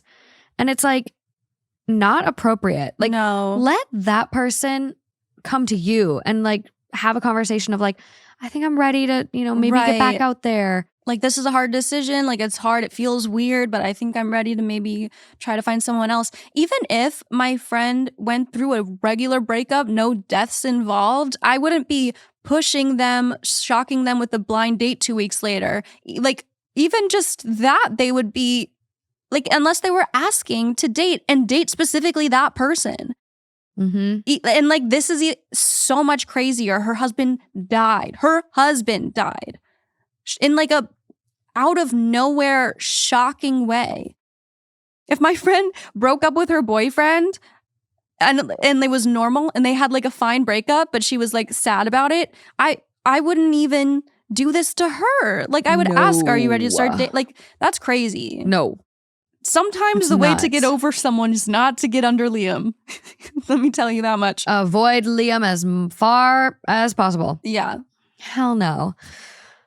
And drop all the friends. Yeah. Especially, not just these ones, but especially the friends that are texting you, saying you should give him a chance or whatever, pressuring you. New friends. All new friends. What is it about this Liam guy where everyone is like, oh yeah, he deserves to have this woman. Like, he deserves to have the woman he wants. Like, she's like some kind of object that he can just win by being liked by the friends. I don't understand it. Like, oh, he likes her so much, he should just have her. What about her feelings? I wonder if there's maybe some sort of like classism happening. I got the vibe that this wasn't happening in the US. Maybe it is. But like, he was a farm boy. He worked on a farm, a farm hand. Liam's a city boy. It's giving there's maybe some class difference here or something. I don't know. And like, you're too good for your ex. You should date Liam. Liam can provide you with things. Like, it's just weird energy. Very odd. It's always so shocking to me in these stories when like, it's so clear that someone is doing something fucked up, but then they'll say at the end, and all of my friends are yelling at me and all of my friends think I did something wrong. This happens way more than it should. And why is that? When then everyone on Reddit's like, no, they're in the wrong. But then everyone in your life thinks this person is in the right for this? I feel like you're getting a different story. Like, the people who think Liam is in the right or the other people are in the right are getting a way different story. But like, that's the only way, right? Like, that's got to be the only way. For sure. But how could you ever spin this when her husband died 2 weeks ago? And that is public common knowledge amongst everyone who knows these people. Like, I can't see how they're spinning this one. Maybe other stories, I could see how they could be telling it differently. I don't know. Leah being like, well, she said like she wanted to, get to know Liam and she's pregnant. She and makes she needs eyes support. At Liam. Oh my God. Oh my God. She does not need him. You never know how crazy people will get. Yeah. Top comment, not the asshole 1,000 times. That is way too soon for any of that. Sorry, I know women and it has been years and they are still not dating. And I'm so sorry for your loss. You need time to grieve. Take the time you need. There is no timeline for it. Take care of yourself and your child. Yeah. Next comment, what the holy hell? Throw that entire friend group in the garbage. No respect for your feelings, no respect for your boundaries, no respect for your loss. Not the asshole. I'm so sorry for your loss. Yeah, it doesn't feel like she's an equal in this friend group. It almost seems like she's just a little like a pawn that can be traded off to people as like a congratulatory prize. Why does it feel like that? I don't know. It doesn't feel like she's seen as an equal to them. No. Like almost like a plaything. Your feelings, your emotions, it doesn't matter. Yeah. You'll be fine. Yeah. Liam will fix you up. Liam's crying over not having his toy. You really hurt Liam's feelings. Yeah. By walking out. Ugh. Ew, that's so fucked. Well, we have an update. An update? I wasn't even expecting this. Update was posted 20 hours ago. Oh my God, yay. Hello all, and thank you. I just wanted to start off with I called my mother-in-law, Louise, after making the post. I thought that I needed to tell her about baby because just like some of you said, she is overjoyed about the news. Oh. She didn't answer my call, but instead drove straight over to my house. I honestly didn't know what to say to her, but we just hugged and cried all night. I didn't have the best delivery about how I told her I'm pregnant, probably due to all the crying, but she just lit up and was so happy. It's the first time I've seen her this happy in all the time I've known her. So at least I have some support. My father-in-law came over when he finished work, and mother-in-law told him he needed to come to my house, and he too was overjoyed about becoming a pop. Louise offered to have the baby and I move in, and I agreed. She said that I can sleep in my husband's old room, which was a little bittersweet. When I told her what was going on with Leah, Liam, and Barry, she was furious and told me not to worry about it because they, mother-in-law and father-in-law, have my back. After a lot of even more crying, father-in-law told me that my husband would be so happy to have this baby grow up on a farm like my husband did. Overall, our conversation last night was something I really needed. Now, Michaela! Why are we both crying? Now I'm just going to answer some comments. 1, no, this is not fake. If you choose to believe that, then that's fine. But don't be dragging my husband when you don't even know him. Liam didn't kill my husband. It was a car accident. And my husband died on impact. Nothing crazy went on. It's just awful. But it's as simple as that. 2, Leah was my friend for a long time. She was genuinely there for me when I went no contact with my parents, and I thought she was a decent friend. Now knowing the truth, there's many things I can think of that she did that are red flags.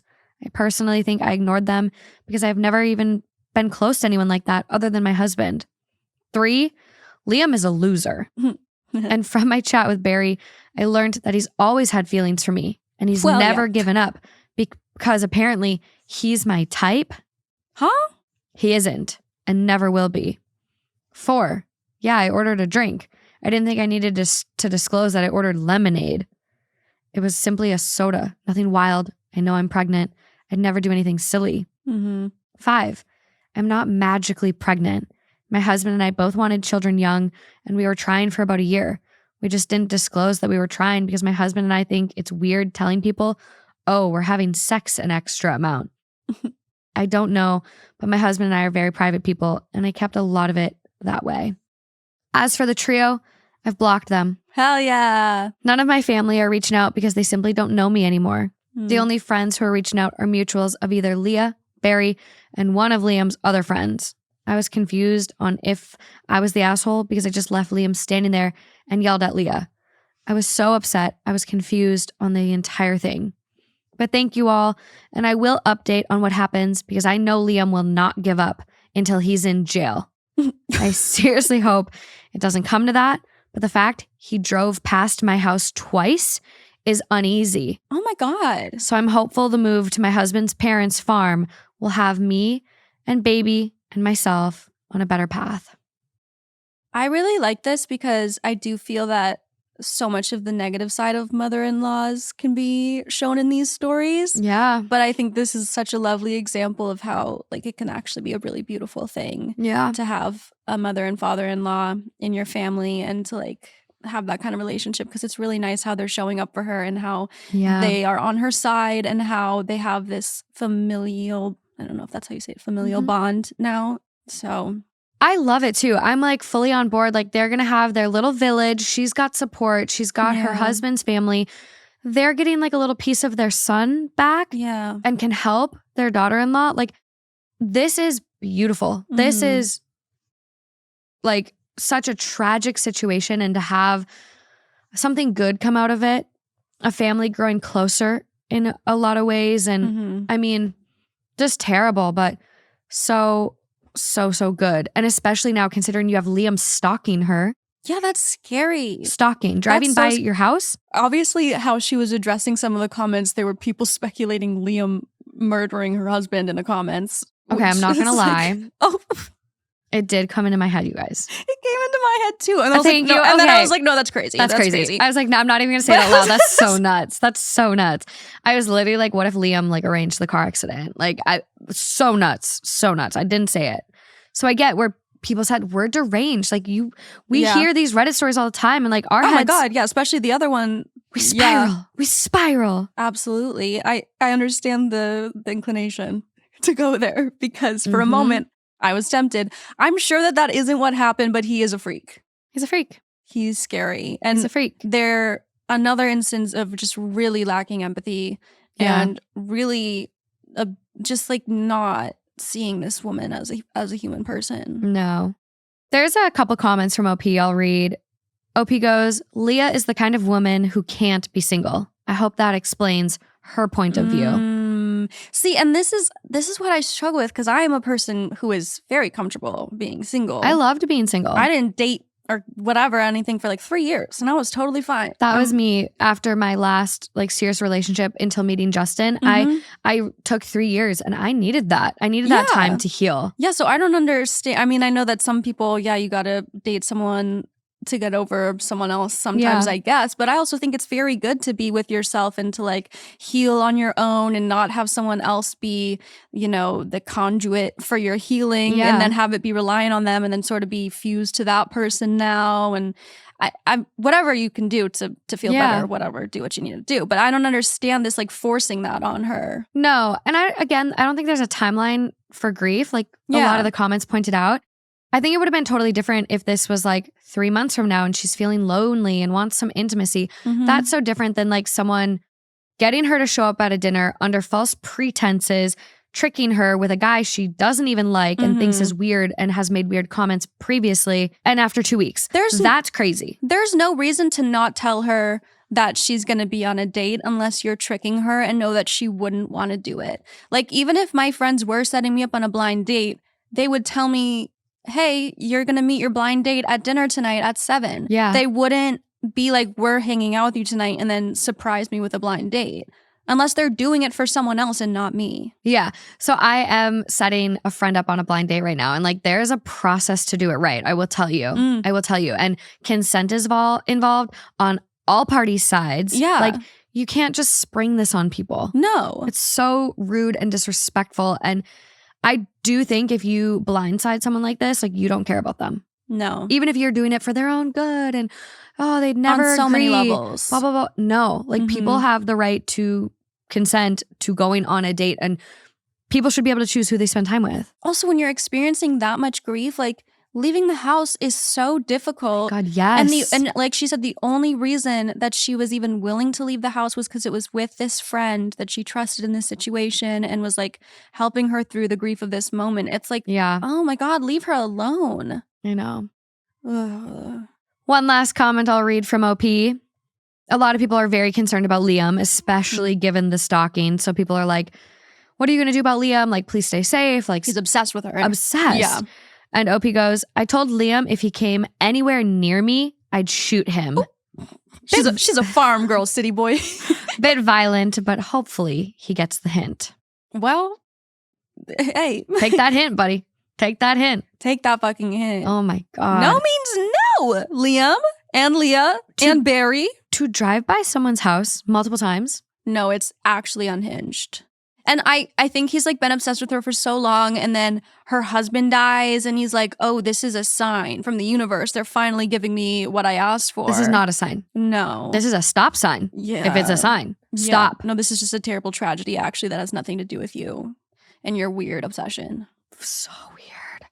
Why are people so weird? Many such cases today. Many such cases. I know. I was spiraling on my own, so I'm glad you were here to help me. I'm glad we spiraled together. I know. All of us in this together. I feel like I went through so many peaks and valleys and a lot of plateaued at the top, I think, during this episode. And there were so many things that I like want listeners to chime in on. Like obviously the fertility clinic questions. Right.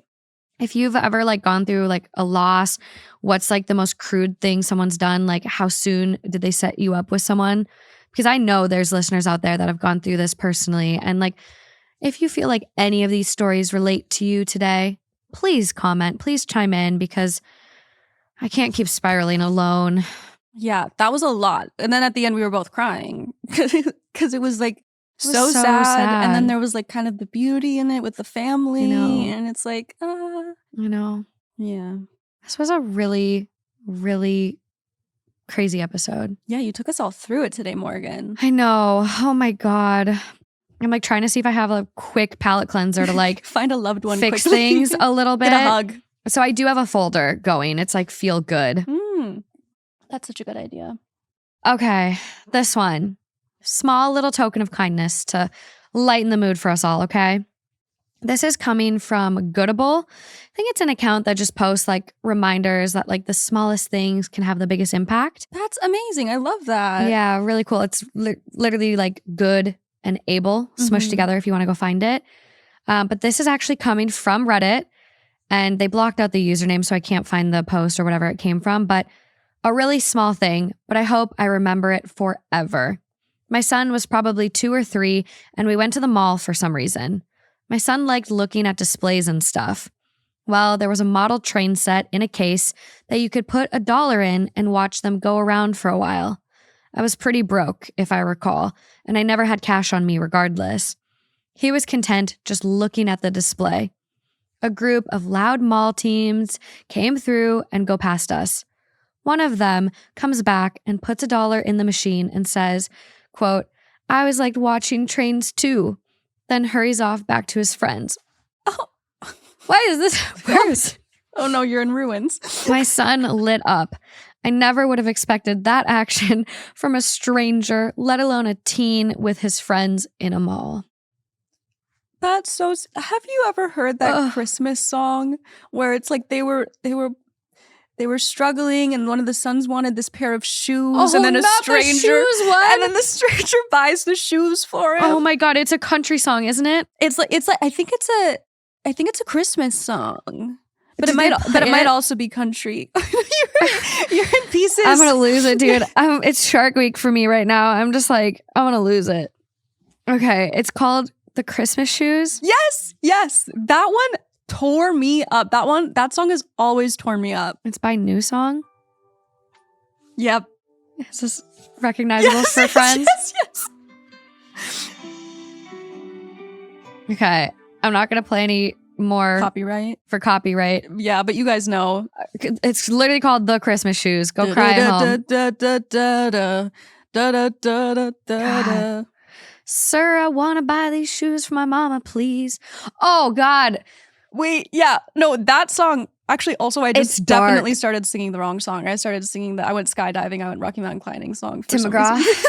Also a good one. But that song, I remember hearing for the first time in the radio with my mom when I was like a child, and we both started bawling. The song is dark. It's sad. Oh, is it? Yeah, it's Christmas Eve, and these shoes are just her size. Could you hurry, sir? Daddy says there's not much time. You see, she's been sick for quite a while. Oh, yeah. Oh, my God. I forgot that element. Michaela. I forgot about that part. What the hell? We tried to end on such a happy note. I thought you knew this song, too. I did know. Yeah. And I know these shoes would make her smile, and I want her to look beautiful if Mama meets Jesus tonight. Oh, yeah. Okay. I forgot how sad it was. What the fuck? Sorry, wait. This pulled out that feeling. This story pulled out that feeling. I forgot that the mom was dying. I didn't remember that part about it. Okay, well, here's something I was going to keep under wraps for a little while longer. But I'm trying to find a way to do angel trees this year. What's that? So angel trees, I don't know if it's trademarked. So if it is, I won't be calling it that name. Don't worry. But angel trees is something, oh my God, I'm just crying tears. It's real. Angel trees is something Walmart does every year. Mm-hmm. So if you or someone you know or your family, like whatever, is struggling and can't afford gifts or clothes or whatever this holiday season, you can go to Walmart. And I believe now is actually the time to go and fill out the tree. So if you're hearing this and it fits, please go to Walmart and fill out your tree. But you put your kids' age, what they would like, things like that. And someone can go to the store, do all the shopping, add extra goodies if they want, and then check out. And then they give the cart to Walmart, and Walmart makes sure that it gets to the family. Ugh. Why is that so cute? Yeah, we used to do that. We did it through my school, actually. Salvation Army does something similar. Yeah. Oh, is it the shoebox one, too? I used to do the shoebox is really big. Yeah. The Minnesota Vikings do a big holiday Christmas thing. There's a lot of organizations that have really, really great holiday programs. Yeah. I want to do something this holiday season, so I'm trying to figure out whether we do it through Amazon carts and like people can build a cart and then you can hide your address and let people just check out of your cart for you. Yeah.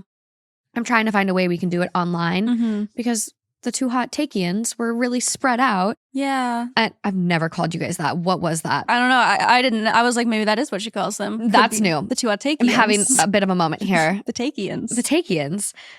Sort of sounds like a dune. Like I don't like a species in Dune. I don't hate it. I kind of love it as a Catanian.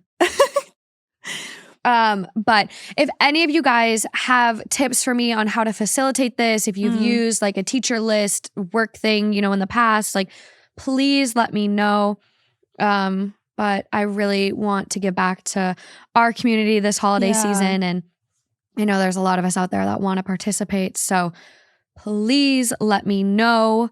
And listening to that song will definitely get people in the mood. Maybe we'll create a video and I'll reach out to New Song and say, hey, can I use this song as the background? But I mean, the holidays are really tough. And as we said, like, we don't know how everyone's going to be feeling after this episode comes out. So it could be a really tough time for a lot of people. So that being said, you know, look for local charities near you if you don't want to do something online. There's amazing things out there. And, you know, the holidays are tough for a lot of people. Even if you just do a Thanksgiving, you know, dinner volunteer thing and go sit with someone while they eat a meal. I used to do that every year in Duluth at the deck. It still goes on. So if you're in Duluth area or Minnesota and want to take a trip up. And if you're doing like reasonably well financially, it's like, okay, I'm going to spend a little bit less on like Uber Eats this week, or like I'm going to eat out like 2 less times this month. And then you can use that money for something really, really special. Like even that $1 has stuck with that family for so long. And I think that that's such a beautiful mindset to have. And it's proven like doing that kind of thing is also good for your own mental health. So I think it's just back to what we were saying in the beginning, a good way to live your life, a good way to view the world. Absolutely. Absolutely. Yeah. Share something positive in the comments today if you don't want to chime in about anything else. But yeah, that'd be so lovely to read like a moment that probably felt significant or insignificant to someone else, but like really stuck with you. I would love that. Yeah, let's get more dollar stories. Yeah, that'd really raise the vibes. That would really help the vibes. Come on, guys, help the vibe. Help the vibe. Oh my God. Okay. I've kept you for so long. Michaela, thank you so much for being here. I love to be here. Thank you for having me. It's my honor. I feel like it's my honor every time you come on. But where can everyone find you? I'm Michaela Okland on Instagram, and I also co-host the Late Night Drive podcast. And you are a She Rates Doggian. I am, but I don't really post on there that much anymore. Let's get back to it, girl. Should I? Now is the time. People need comedic relief. Oh God, yeah. She Rates Dogs, everyone. 2025 is its year. Okay, big. We're bringing her back. We're resurrecting She Rates Dogs.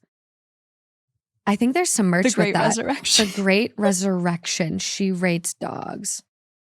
Who let the dogs out? Again. Who let the dogs out? Who? Okay, I like that.